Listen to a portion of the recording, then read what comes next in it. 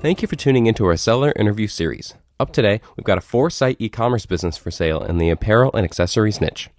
Created in October 2015, this business makes $12,300 per month in net profit, and the listing number for the site is 44083. We do these interviews to give potential buyers more information about both the seller and the sites they're looking to purchase. We hope these insights are helpful for you in making a buying decision. We've got the seller with us today to go through the business and cover everything from niche selection to traffic and monetization. How are you doing today, Josh? Hi, Jake. I'm well, thank you. Yeah, where are you calling in from today? I'm actually in Austria at the moment. I'm from the UK, but I've spent the winter out here in Austria. Mm-hmm. How's the weather over there? Snowy. It's cold and snowy, which is perfect for skiing. So that's great. So you like the snow. So I live in the United States. I grew up in more north part of the United States. Snowed a lot. Okay. Now I live in the south in Florida. It's super sunny and beautiful out every single day. Bit of a change there. Can't beat it. Anyway, before we dive into the questions that I have for you, I want to go ahead and run through a quick summary of the business. The business was built in October 2015, has a monthly revenue of $90,422, expenses of $78,122 to make for a net profit of $12,300, which is generated on a 12-month average. Included in the sale of this business are the 4 Shopify websites, Amazon Seller Central account, ClickFunnels domain with funnels included, 2 additional domains, social media accounts, and lists of various cost pages. Inventory is not normally included in the list price. Further details can be provided to active depositors. Josh, can you tell us a little bit about your background in building and running online businesses? Sure. Yes. So I started selling products online. It wasn't called e-commerce. Well, I didn't know it as e-commerce when I started on eBay when I was 16. So that was about 12 years ago now. And I've been involved in the space ever since then. Started numerous e-commerce sites. Some are still going today. Some have folded. Some have been sold. So I've been around for a while. And how did you get the idea to start this specific business? This specific business, it came around, there was a bit of a buzz around selling print-on-demand clothing when sort of sites like Teespring and other sites launched. And I got into it through that, actually, with selling these T-shirts. So you'd create a campaign with a design on, time limited, maybe 7 days, run ads to it, sell some T-shirts, and that was it. And I did that for about 6 months, and it was really interesting and entertaining to try different niches out and, see what worked and what designs worked and didn't.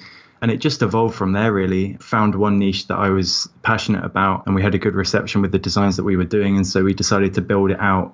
I decided to build it out into a full-blown e-commerce store using Shopify platform and expand the product selection from there to move away from just clothing into jewelry and other products as well. When you say do you have any partners or anyone else? I have my girlfriend, my partner, who works very closely with me in the business. However, she wasn't around when I started the business, but it is very much a we now. So why are you selling the business? I'm selling the business because I've got other projects that are ongoing, and I've been working on this venture for about 3 years now, and I feel like I've given all that I can give to it without sacrificing my time commitments on other projects. I think there's a lot of room for growth, and I just would like to see it bloom, but I just don't feel like I've got enough time to give it anymore. How many different sources of revenue does this business have? It has 2 main sources of revenue. So we have the e-commerce storefronts through Shopify, which account for 80 to 90% of the sales. And we also run some promotional campaigns for free plus shipping products through ClickFunnels. So if you're not familiar with that, that would be offering a product for free. The customer just pays the shipping and handling. It's an introductory product. It doesn't make much profit, if at all, but it's a very good introduction into our business. And that's how that works. But the majority of it is, straight storefront e-commerce. When using the ClickFunnels method, do you convert a lot of those new customers into recurring customers? Yes, yeah, absolutely. We built up a large database of emails, and 20 to 30% of our monthly revenue is from email, which is from, past customers, repeat purchases. When I was talking about what was coming along with the sale of the business, I mentioned that there's the Amazon Seller Central account. Are you currently selling products on Amazon too? We are selling on Amazon, however, not very much at all. We have got about probably 5% of our SKUs listed on Amazon at the moment just started before Christmas. So only 2 months ago, 3 months ago, maybe. And honestly, have not put enough time into working the Amazon system out. But yes, we are selling on there. We get a couple of sales a week through the Amazon platform. And you handle that with Amazon FBA? No, we've actually got the Shopify integration with Amazon. So anything that we sell on Amazon gets fulfilled as if it was through our Shopify site. So it gets sent to our fulfillment center and shipped out from there. Does your business drop ship? No, we don't drop ship. Clothing is print on demand. So we've got one main supplier for that. And so they're printed to order and sent to the customer. Then the other side of the business is inventory that we hold in a warehouse in the US. And it's connected to Shopify and integrated so that every time we get an order, it gets sent to the fulfillment house and sent out to the customer automatically. So you mentioned that you are selling in the US and you don't live in the US, though. Have you considered expanding outside of the US? We are selling worldwide now. In the last 9 months or so, we've started selling internationally. However, I mean, ideally, it would be good to get another warehouse, probably in Europe, just to save on the shipping costs, rather than shipping everything out of the US. Mm-hmm. Did you see a lot of growth when you expanded worldwide? Is there a lot of international interest in the business? Yes, yeah, we did see quite a lot of growth, but also more importantly, I'd say would be the reduction in the cost of sale. The advertising that we use seems to be a lot cheaper when you come out of the US with the target audiences. So yeah, I mean, our shipping prices are quite high if you're ordering outside of the US, which I can imagine will put potential customers off a lot of the time. However, with the reduced cost in advertising, it works out, just the same as the US, if not a bit better in terms of profitability. But if we could set up another warehouse in Europe, I think that would be great because it would reduce the cost in shipping and, we could pass that saving on to the customer and then our conversion rate would be better. And then with the Amazon side of things, are you currently, I know you started it only a couple months ago, so obviously that is an opportunity for a new owner to come in who has more of an Amazon background. They can grow that more since you've just started to lay out the foundation, but have you gotten onto the other territories of Amazon or only Amazon US? I think we've listed the products on the Canadian one as well, because it's quite easy to do from the seller dashboard. However, I think that the integration is a bit buggy with Shopify at the moment, and it doesn't pull the orders from the from Canadian Amazon. So we have to do those manually at the moment. So I'm hoping that Shopify will fix that bug pretty soon. I think the Amazon integration only came around mid last year, so it's quite new with Shopify. Can you talk a little bit about what exactly it means when I said earlier a list of various cause pages? What's that going on with the business? Okay, so we sell, we have an overall niche that we sell in to raise awareness for different causes. Each of those causes has its own community, and as such, we've got, social media pages, specifically Facebook pages for each of those groups. So in total, I think we've got just over 50 different Facebook pages for these different communities. With the 50 different Facebook pages, that's a lot of Facebook pages to manage. It is. Do you have someone helping you manage the Facebook? We do, yes. So we've got a dedicated Facebook page moderator who's in there every day, responding to comments, making sure that, everybody's happy, any questions are answered.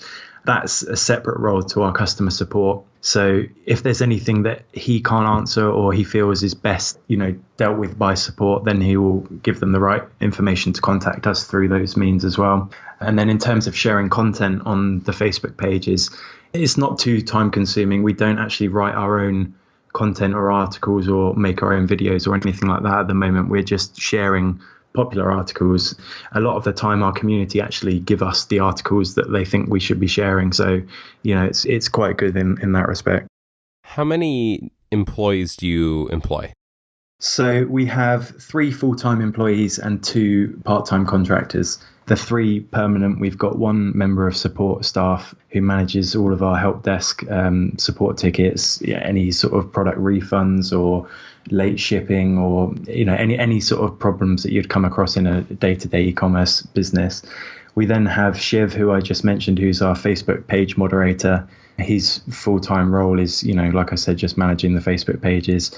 And then Sophie is our sort of general manager, project team leader, who's making sure that everybody's doing their roles correctly and keeping on top of ordering stock and things like that. And what do the two contractors do? So we've got two contractors. We've got a developer, Than, who specializes in Shopify. He's completely revamped all of our Shopify sites over the last couple of years, from little tweaks to complete overhauls. And he's just there. He doesn't get paid monthly. He gets paid for the work he does. He maybe works, I don't know, a couple of hours every month, if that. But he's there on the books, ready to call when we need him. And then the second contractor we have is the designer. So as you know, we sell a lot of clothing and printed goods, so we need fresh designs, and Michael is our designer for that. Are all 5 of those individuals willing to continue working with the business when a new owner takes over? Yes, I've spoken to everyone now, and everyone's happy to continue working in the roles that they're at the moment. So with all of those systems in place and employees to be able to handle that stuff, what do you, and by extension your girlfriend, do to run the business on a week-to-week basis? Yeah, so my day-to-day role mainly consists around managing the advertising campaigns. 95% of our advertising is done on Facebook, and it's a constantly evolving platform. Something that you might be doing this week won't work the same next week, and so that's where the majority of my time is spent. I mean, granted, it's only an hour or so a day, but that's where I spend most of my time, as well as researching new products, keeping up to date with the inventory levels, making sure all our suppliers are happy, and just generally the overall direction of the business is still going to plan. They're my roles. Sophie, my partner, she's actually the general manager that I spoke about a second ago. So she's in constant contact with our other employees and contractors, and generally just make sure everything runs smoothly. And she is included in the list of employees who are willing to continue working with the business, or is she going to be moving on, since obviously... No, she's happy to continue at this stage. She really enjoys it, and she's got a good relationship with our other employees and contractors, and she's happy to stay on. What do you feel are some of the big opportunities for growth that a new owner could take advantage of? Well, how long have you got? I think that there's a massive scope for growth. And I mean, let's start with just the advertising side of things. At the moment, like I said, 95% of advertising is done on Facebook. There's so many other channels of advertising, that we could use. And I'm currently running branded ads on Google AdWords, but we're not doing any sort of search or display on there at the moment. There's obviously Google Shopping as well. SEO is huge. I mean, it doesn't bring short-term gains, but in the long run it's vital. And although we have done some of that, there is a lot of improvement to do in terms of creating our own content and publishing that on the sites, and there's a lot there. So at the moment, all of our jewelry products we buy from a supplier in the US. I've started researching getting our jewelry products made directly in China, which would again reduce the cost probably by half at least than what we're currently paying with our US supplier. So there's that side of it. I've got a big list of them somewhere. I've just gone a bit mind blank. That's okay. I mean, it's cool that you feel like the business already has, all of these opportunities when it does have a strong foundation. I mean, you just got to take a look at the numbers. I mean, you have a business that is making you over $12,000 a month in profit. That's going into your pocket, and that's on average over the last year. So over the last year, you've made about $100,000.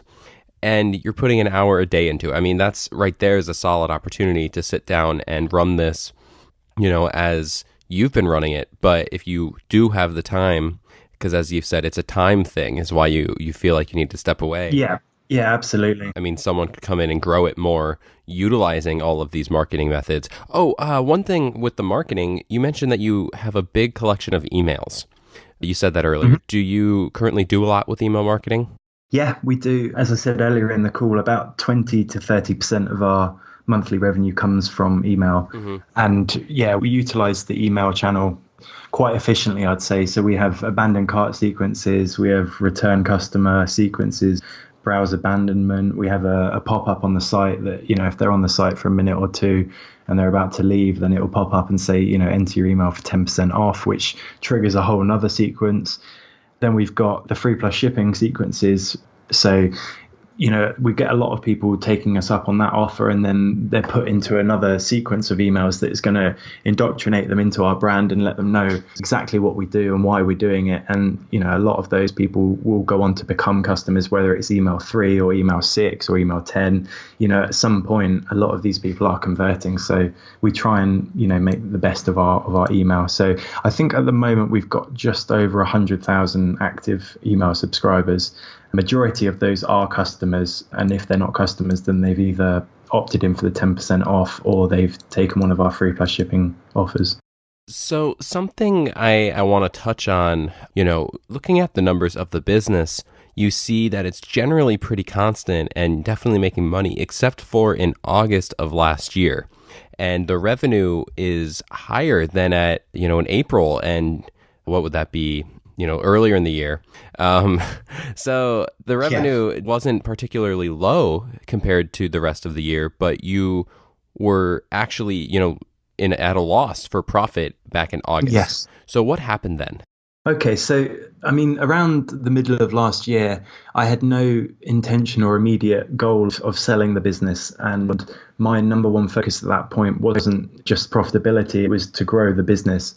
Therefore, I took the decision to try and grow our email subscriber list and customers, even if we weren't necessarily making profit on their first purchase, in preparation for the holiday season coming up to Christmas, because, historically advertising costs go through the roof in the last quarter of the year.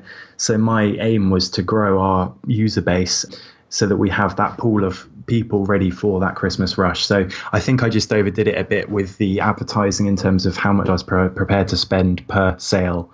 It wasn't intentional not to make profit that month, but I think it worked out because, we acquired a lot of customers that month, even if it wasn't profitable that month. So, I guess you could say that, the profit was obviously lower, but that was just due to pouring a lot of the money back into the business. And absolutely, the revenue wasn't any lower. You weren't making less sales than you typically do.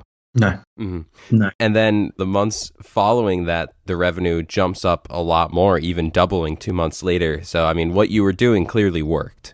Yeah. Well, like I said, the profitability month by month wasn't the overall objective. It was more about growing the business and getting that customer base there ready for the holiday season. So, yeah, if you look at it as a yearly statistic, then it works out well. Yeah, that makes sense. So do you feel like there are any opportunities with, are there any big causes that you don't currently hit? Oh, yeah. There's hundreds of communities that we could work with. Yeah, absolutely. And that comes back into play with what I was saying about researching the jewelry manufacturers in China as well. At the moment, we're limited in terms of we can only order what our current supplier has, or if we suggest something, there's quite a long lead time before we'd actually see that, any physical evidence of that product. So I think finding a manufacturer that we can work with directly, probably in China, would open up a lot of doors for new products, new niches, and, just overall, I think it was just going to add money to the bottom line, moving the supplier direct to a manufacturer rather than using a wholesaler. Do you feel like there are any big risks associated with this business that a potential buyer should be aware of? Oh, that's a good question. Risks. Off the top of my head, there's no other risk than there would be in any sort of business. You've got the risk that Facebook or Google turn around tomorrow and double their price of advertising, which obviously is in nobody's control. So apart from that, with the niche itself and the business itself, there's nothing that jumps out at me as a big risk. I don't think the market's going anywhere anytime soon, unfortunately. I guess I say unfortunately, you understand unfortunately when you understand the nature of the business. So no, unless you've got any suggestions, Jake. No, you're allowed to say no if you don't feel. Obviously there are risks with selling on Amazon and being on Google and Facebook, like you mentioned. But if you don't feel like there's anything specific to this business, there you go. I think one thing that's worth noting is that because you do specialize in these causes, as unfortunate as it is, as you said, some of the stuff will continue to be there and people will, be a part of those communities. And You've said that you've branded yourself as, part of that community. You listen to the fans and you post articles that they want to hear and, everything like that. It sounds like you're going to be there to stay. Oh, yeah, absolutely. I mean, the community is what makes us. When, if we've got a new design idea, we'll get 2 mock-ups made and we'll post it on the Facebook page and ask our Facebook fans to vote for which one they like more and why. And, we go from there. A lot of our decision making with products comes directly from our customers and supporters. Would you commit to a non-compete? Yes. Yeah, absolutely. I don't think it would be fair to sell this business and continue in this industry. How much support are you willing to offer a buyer during the transition period? There's probably a lot to learn about the different communities. Are you willing to walk someone through all of that? Yes, yeah, absolutely. Well, my partner Sophie would be much better to walk through the individual pages and things. But yeah, I can offer as much support as the new buyer wants. I'm not going to be going anywhere. I'm still going to be working for myself online mostly. So, I can 1 month, 3 months, 6 months of support is fine. The best case scenario is that someone comes along and offers 100% cash offer of what you're looking for. But if that doesn't happen, due to the slightly higher list price, are you open to negotiations about, a thing like an earnout? Yes. Yeah, absolutely. I'm open to all offers and suggestions. But yeah, an earnout, I would expect that to be the case for this sort of business, I would imagine. So yeah, I'm open to that. Awesome. Well, I have one final question for you, Josh. Before we get to that, though, I want to go ahead and run through a quick summary of the business again. Okay. The business was built in October of 2015, has a monthly revenue of $90,422, expenses of $78,122 to make for a net profit of $12,300, which is generated on a 12-month average. Included in the sale of this business are the 4 Shopify sites, Amazon Seller Central account, ClickFunnels domain with funnels included, 2 additional domains not being used, social media accounts, and a list of various cost pages. Inventory is not normally included in the list price. Further details can be provided to active depositors. Josh, I look at this business and I see something that, was part of a community and, talk to me anywhere. And I love community stories. And, that's why I feel like this business can resonate with people. But in your own words, why do you feel like this is a business worth buying? Give me your 30-second best pitch on why someone should purchase this business.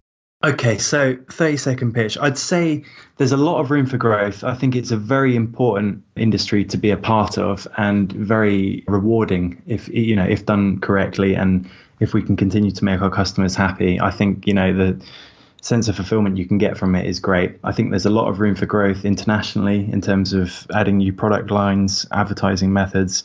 I really do think it's just starting to scratch the surface of what type of business it could be in the future. So I'd say that would be it.